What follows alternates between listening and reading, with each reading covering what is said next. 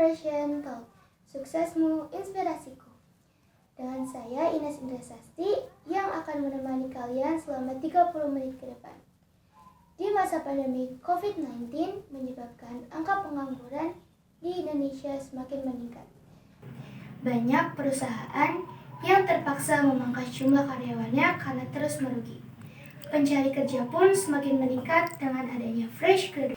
Bagi kalian yang sedang mencari lowongan pekerjaan, jangan berputus asa. Pasti masih banyak perusahaan swasta di luar sana yang masih membuka lowongan pekerjaan di masa pandemi ini. Atau kalian bisa membuka usaha dengan target market yang sesuai di masa pandemi ini. Nah, sekarang kita akan kedatangan bintang tamu yang akan menginspirasi kalian. Di usianya masih terbilang muda, seorang wanita ini sudah memiliki bisnis Chicken Silin dan Bunga Edelweiss. Langsung aja kita kenalan sama Kak Vera Sudiro. Halo Kak. Halo. Kak Vera gimana nih kabarnya? Alhamdulillah baik. Akhir-akhir ini kesibukannya ngapain aja Kak? Kesibukan aku saat ini lagi kerja sebagai customer service di startup Jakarta. Dan aku juga lagi ngejalanin bisnis. Kalau boleh tahu bisnis apa ya Kak? Aku ngejalanin bisnis fish shop dan chicken silin ale. Fish shop itu apa ya Kak? Fish shop itu aku jualan buket bunga edelweiss. Bunga edelweiss ini hasil dari budidaya perkebunan yang emang khusus untuk diperjualbelikan sebagai cenderamata atau oleh-oleh. Dan aku juga di fish shop ini ada bunga artifisial juga terbuat dari bahan plastik. Kalau chicken silin itu apa Kak? Nah, untuk chicken silin ale ini adalah ayam crispy, ayam goreng crispy yang ditaburi berbagai macam rasa. Awal mula Kakak ngejalanin bisnis itu apa? Awalnya sih aku iseng-iseng ya ngeliat teman aku jualan buket bunga itu banyak pembelinya. Terus aku berminat sebagai resellernya dan aku coba jadi resellernya dia dan coba-coba posting jualan di IG. Makin kesini banyak yang beli dan akhirnya aku memutuskan untuk buat sendiri. Berarti berawal dari coba-coba, lalu jadi reseller, dan akhirnya buka toko sendiri. Iya, betul. Kalau untuk chicken silin itu, awal bisnisnya gimana Kak? Untuk chicken silin ale itu aku terinspirasi dari snack Taiwan. Aku berpikir di daerah rumah aku tuh belum ada yang crispy yang ditaburi bumbu-bumbu rasa gitu, dan akhirnya aku coba untuk jualan chicken silin ale di daerah rumah aku. Untuk modal bisnis ini tuh gimana Kak? Untuk modal bisnis itu untuk Bunga Edelweiss ini aku dari keuntungan sebagai reseller aku kumpulin dan akhirnya terkumpul untuk bikin toko sendiri. Nah, untuk modal chicken silin ale itu aku menggunakan gaji aku. Susah nggak sih Kak ngejalin dua bisnis sedangkan Kakak juga kerja? Kebetulan untuk saat ini kan lagi pandemi, aku kerjanya juga WFH. Jadi aku bisa ngehandle itu semua. Mungkin kalau misalnya nanti udah WFO kembali, keadaan udah normal, aku minta bantuan sama adik aku untuk ngurusin usaha aku. Berapa lama Kak Vera mulai bisnis Edelweiss sama chicken silin ini? Untuk Bunga Edelweiss ini aku udah jalan kurang lebih 2 tahun, dan untuk chicken silin alenya ini baru banget kemarin akhir bulan Februari. Belum lama ya Kak ternyata. Gimana tanggapan orang tua pas Kak Vera mulai bisnis ini? Tanggapan dari orang tua sih, orang tua lebih ngedukung aku sebagai pegawai ya, karena untuk pegawai itu resikonya nggak ada karena setiap bulannya dapat penghasilan tetap. Untuk bisnis sendiri kan banyak resiko ruginya. Untuk omsetnya itu kurang lebih berapa Kak? Untuk buket bunga edelweiss itu per bulannya sekitar 2-4 juta. Terus untuk chicken silin alenya itu per bulannya sekitar 5-10 juta. Kenapa Kak Vera mulai bisnis Edelweiss nih? Kenapa nggak bunga yang lain? Karena bunga edelweiss itu kan masih langka nih, masih banyak orang yang belum menjualnya. Nah, aku sekalian juga ngenalin bunga edelweiss. Kalau misalnya bunga edelweiss itu ada yang dibudidayain untuk dijual, dan bunga edelweiss ini tuh nggak akan mati dan lagi juga, jadi resikonya itu lebih sedikit. Cara beli fish shop sama chicken sling itu gimana nih Kak? Caranya gampang banget. Kalau kalian mau order pisop, kalian bisa follow IG-nya di v_shop24 atau kalian juga bisa order di Tokopedia ataupun Shopee. Untuk chicken silin alenya, kalian juga bisa follow di IG-nya chicken_silin atau kalian bisa datang langsung ke outletnya di Jalan Raya Pekapuran Cimanggis Depok. Kalau kalian males jalan, kalian juga bisa order di GoFood. Wah, keren ya. Tips buat penonton dong Kak. Kali aja ada yang mau buka bisnis tapi takut buat mulainya. Tips dari aku sih coba jalanin dulu aja, jangan pernah takut gagal. Kalau kalian gak punya modal, kalian bisa jadi reseller atau dropshipper seperti aku. Terus apalagi sekarang itu akses internet itu kan lebih gampang. Kalian bisa gunain internet sebaik mungkin untuk akses yang kalian mau. Bermanfaat banget ya tips dari Kak Vera. Terima kasih ya Kak Vera udah mau sharing-sharing ke penonton Intel. Dan selanjutnya kita akan bertemu dengan bintang tamu yang akan menginspirasi kalian. Tetap di Intel Inspiration Talk. Suksesmu, inspirasiku.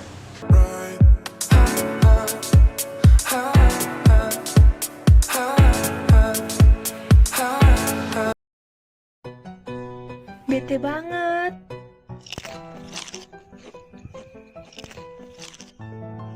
Mau? Kamu bosan? Mau yang kriuk-kriuk? Coba ini keripik lumpia terbuat dari kulit lumpia dan dimasak dengan minyak terbaik. Bisa jadi lauk dan dimakan sama nasi loh. Varian rasa yang banyak, harga bersahabat, dan bikin mood kamu balik lagi. Harga dimulai dari 5.000. Murah, enak, tenang.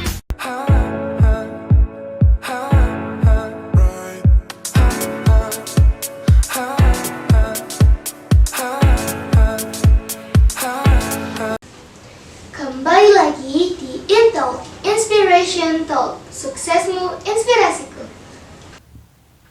Kalau tadi kita sudah kedatangan seorang wanita muda yang menginspirasi kita untuk berbisnis. Sekarang kita juga kedatangan seorang pelajar yang menginspirasi kita di bidang akademik, yaitu rekayasa perangkat lunak. Dia ini sudah memenangkan beberapa lomba dan menjadi guru les komputer di usianya yang masih remaja. Langsung aja yuk kita kenalan sama Kak Fauzan Maulana. Halo Kak. Halo, Kak Fauzan gimana nih kabarnya?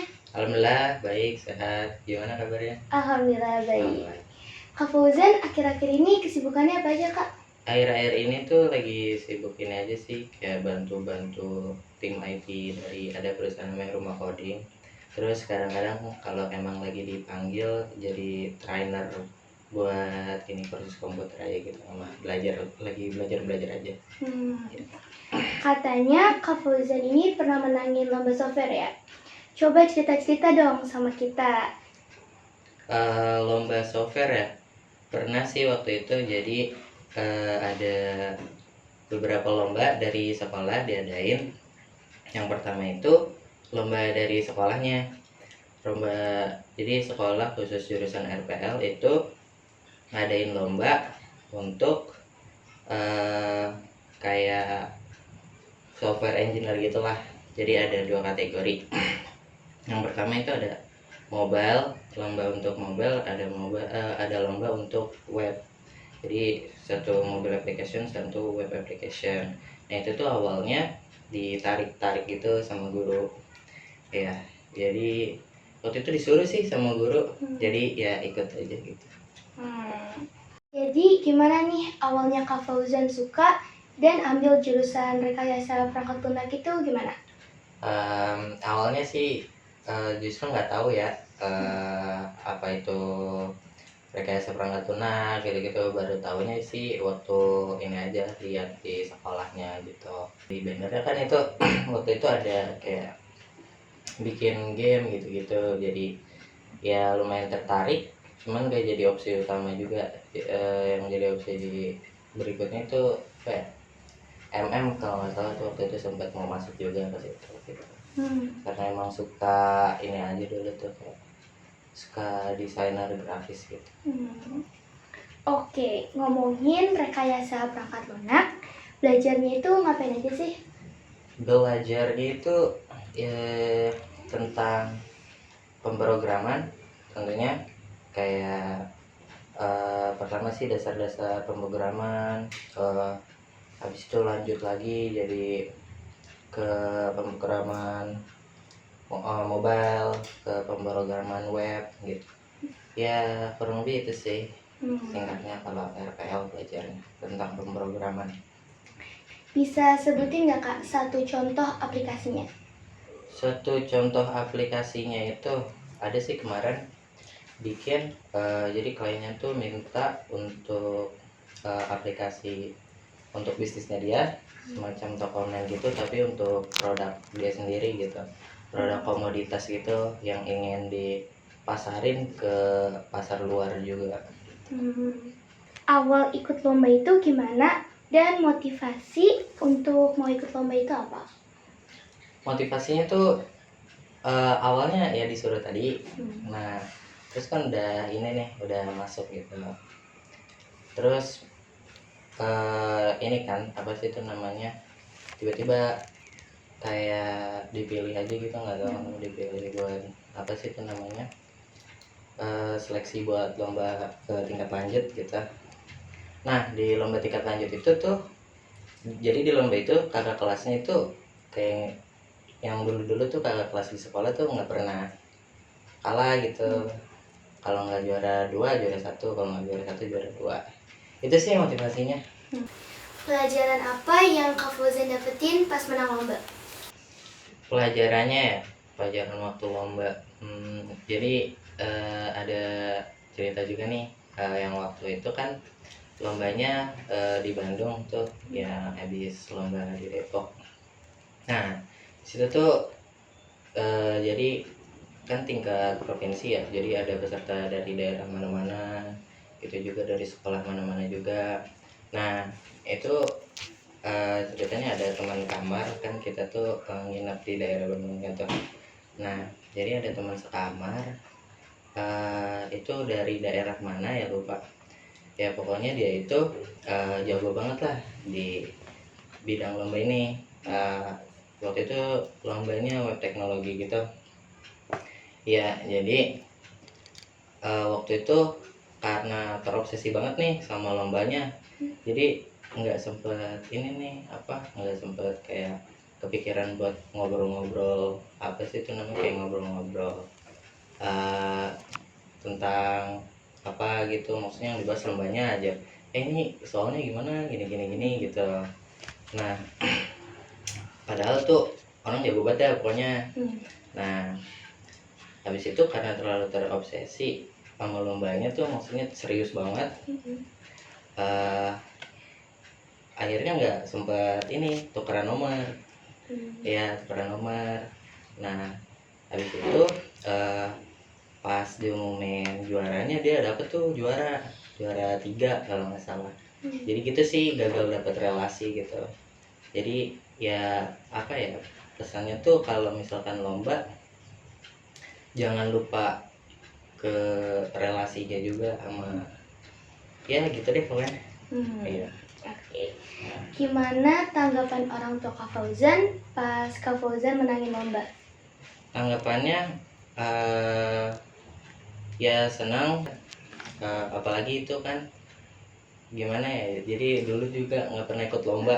Ini kayak SD SMP tuh nggak pernah, ini kayak baru pertama lomba gitu, jadi ya senang sih. Oke. Kira-kira habis lulus rencananya mau apa nih Kak? Mau kuliah atau mau kerja? Mau kuliah atau kerja? Kuliah atau kerja juga belum tahu sih. Cuman ada kemungkinan besar itu di kerja atau yang lain selain kuliah gitu. Entah itu jalanin bisnis atau apa gitu. Gitu. Kalau mau bisnis, kira-kira Kak Fauzan mau bisnis apa? Bisnis ya, jadi kemarin tuh ini sih waktu lagi magang tuh, jadi sempat iseng gitu sama teman-teman kayak, oke ini nih kalau misalkan bikin freelancer group. Nah, kan masih banyak nih orang yang belum tahu freelancer group itu apa. Boleh dijelasin nggak Kak, freelancer group itu apa? Jadi sebenarnya nggak tahu juga sih namanya disebutnya freelancer group atau bukan. Jadi kayak kita tuh ada kan freelancer banyak nih, terus kita gabung. Jadi kayak disebutnya freelancer group aja gitu. Nah, terus kita nih jadi kayak semacam bikin tim. Jadi misalkan kayak ada orang perorangan gitu atau mewakili bisnisnya dia gitu, eh, pengen bikin aplikasi buat kebutuhan dia masing-masing gitu, kayak bisa gitu ke kita. Wah, boleh nih kalau mau bikin web atau aplikasi ke Kak Fauzan. Boleh banget, kunjungin aja ecless-dev.com. Oke. Kesan-kesannya apa sih Kak di jurusan rekayasa perangkat lunak? Kesan-kesannya tuh yang pasti ini sih awalnya pusing, kayak ya pusingnya gitu, cuman seru juga. Kayak jadi awalnya tuh kan ada after school gitu, kayak diinin sama kakak kelas gitu. Kayak kakak kelasnya juga kayak nggak tahu ya, ngeliatnya kayak ini ya, keren gitu. Terus ini sih pas masuk ke situ juga kan awalnya susah, tapi kayak tertarik aja, jadi ini lagi sih apa kayak makin dipelajarin gitu. Yeay. Kasih pesan dong Kak buat penonton Intalk yang mau masuk jurusan rekayasa perangkat lunak. Yang mau ya, kalau emang ini nih kayak penasaran, emang minatnya mau ke RPL gitu ya, jadi ini aja sih, misalkan sering-sering apa sih, ngotorin tangan sendiri gitu.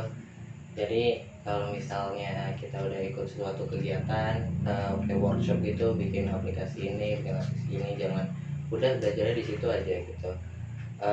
Kayak saya ada, kalau misalkan kita eh, nonton apa atau ngikutin kegiatan gitu, tapi kita nggak ngotorin tangan sendiri, itu kayak beda aja gitu. Jadi sering-sering ngulik aja gitu. Oke, terima kasih Kak Fauzan atas waktunya.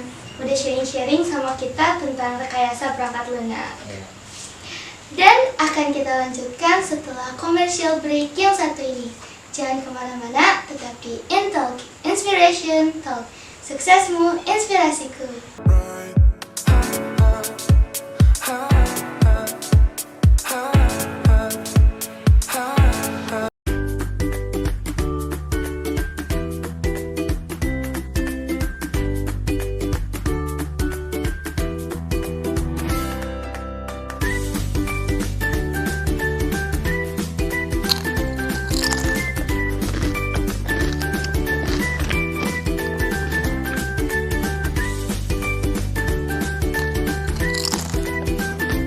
Lipstiknya Adela, kejunya berasa, bikin lagi.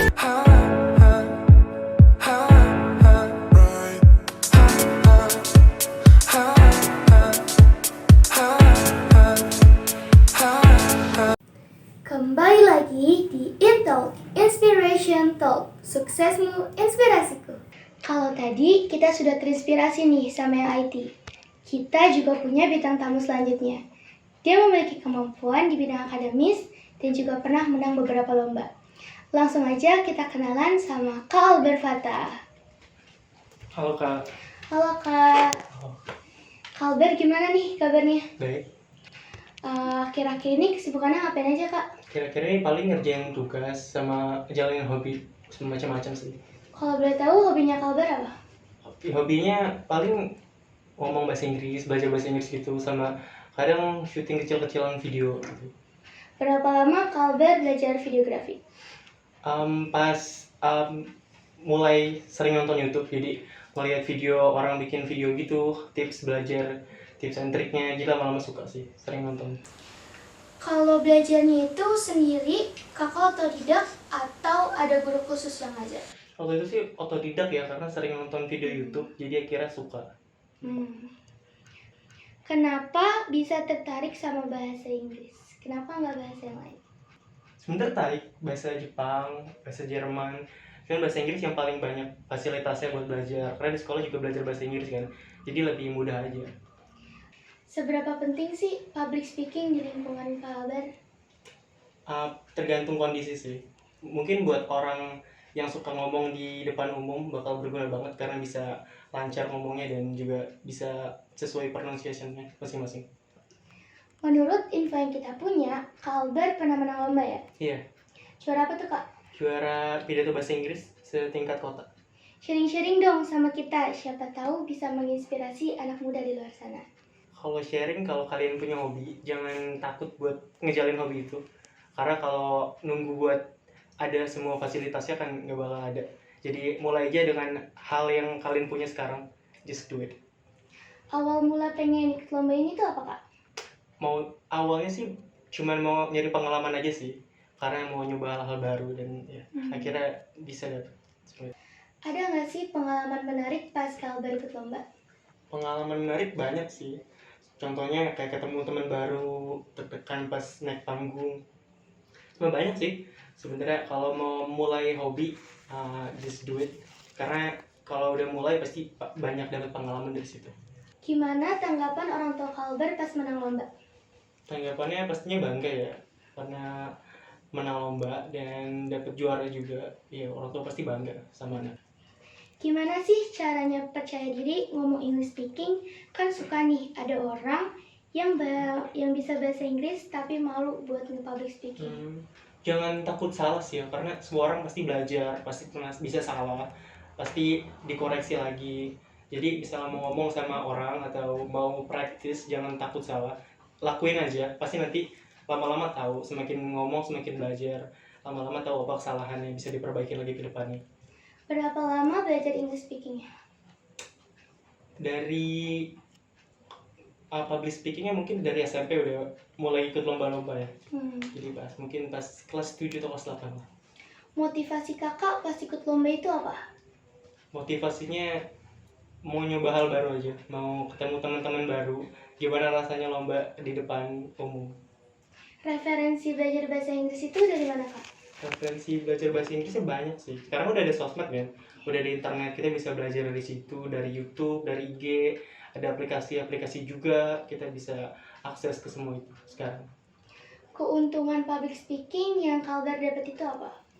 Keuntungan yang saya dapat tentunya bisa ngomong di depan umum kayak sekarang sama Kak Ines.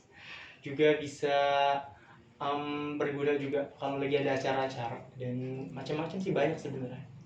Seberapa susahnya pengucapan bahasa Inggris? Contohnya apa sih kak?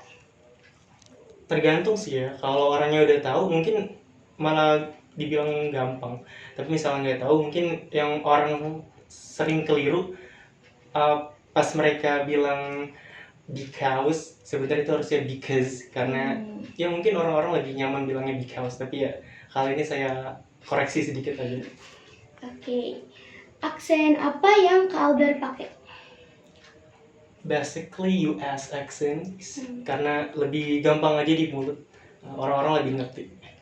Perbedaan pengucapan UK dan USA, dan gimana sih contohnya?